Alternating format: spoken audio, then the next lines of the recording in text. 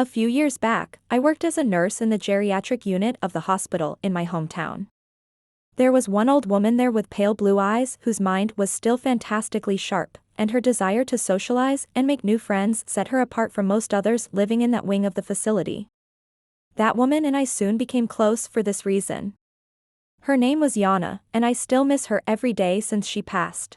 The strangest thing about Yana was not her accent, which I could only place vaguely as Eastern European, nor her disinclination to talk about her past, which means I never learned exactly where she had grown up.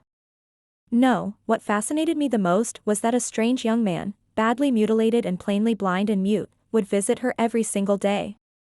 His hands appeared deformed, seemingly eroded at each digit down to the first knuckle. But each evening, a little after dinner time, he would visit and they would sit together.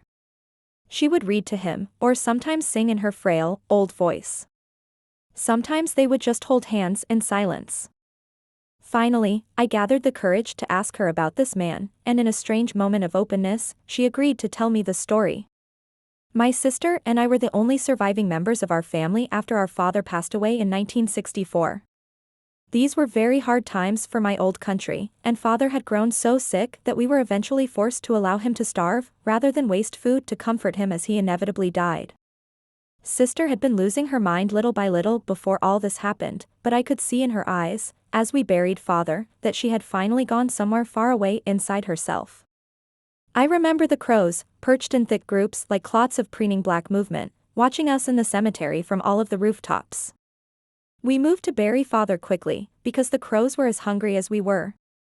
Sister took to begging in the streets, sometimes trading her body for rides into the city nearby in the hopes that her begging would be more profitable there. It was during these terrible times that she conceived a son, a bastard whose father was not known to her but who was certainly some manner of predatory monster. This was the only kind of man my sister knew in those days of her life. The child was delivered healthy, happy, and with a glowing spirit that broke my heart, because I knew that soon the young boy's eyes would look like mine, and like my sister's. Even on the day he was born, I knew his beautiful, joyous innocence could not last. Sister did not care for her son as she should have, as God and goodness alike demand that a mother should care for her child. She would not change the boy's soiled diapers, leaving this to me instead, and would forget to feed him even when his hungry wailing was ringing shrill and miserable through the whole house. Eventually she began to take him out begging, using the child as a prop with which to elicit the sympathy of strangers. She was most pleased when he looked his worst, and even complained to me once or twice that she could raise no money at all on days that he looked too healthy. I can never forget her final act of cruelty against Vasily. I named him myself after sister could not be bothered. It was morning, and I had walked outside into our yard to smell the air. The child was lying motionless on the ground there, and seemed quite dead, smeared as he was with his own blood.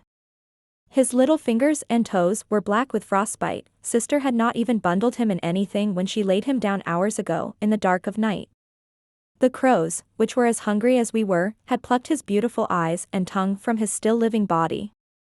I grabbed him up with tears already pouring down my cheeks, thinking that I had claimed a corpse.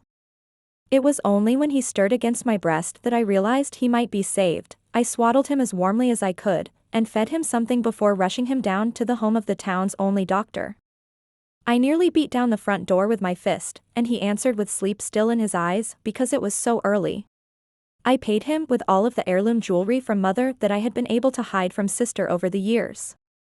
An hour or so later, the doctor told me Vasily would live, but asked that he be allowed to monitor the child for the rest of the day. I told him that this would be fine, as today would be a busy day for me. And indeed it was. By evening I had smashed sister's head to a flattened pulp with the cast iron skillet from our stove, obtained a train ticket for passage out of our home country, and made plans to give Vasily the best life that he could still yet have. Vasily, my son now, knows nothing about any of this, of course. I told him only that he was adopted away from a situation which he was likely not to survive. The mirthful optimism I saw on his face when he was born survives to this day inside his heart. Sister, in all her malice, had only managed to suppress it for a while. And now, almost 50 years later, he still visits his elderly mother every single day. She beamed with pride as she finished her story, and would say no more. And she was right, Vasily loved her so much, and wore no resentment on his face for his injuries. He always seemed to be smiling pleasantly, even though, in his blindness, he often didn't know anyone was looking. He visited her every day until she died, and he was holding her hand when she passed. I knew from his interactions with hospital staff that he understood spoken English, and so at Yana's funeral I told him that I had been a friend of his mother's. I told him that she was the most amazing, wonderful woman I had ever met. His sad, grateful smile grew deeper, and he nodded his head. His response came in sign language. She was. Support the channel for more stories like these and hope you have a great day.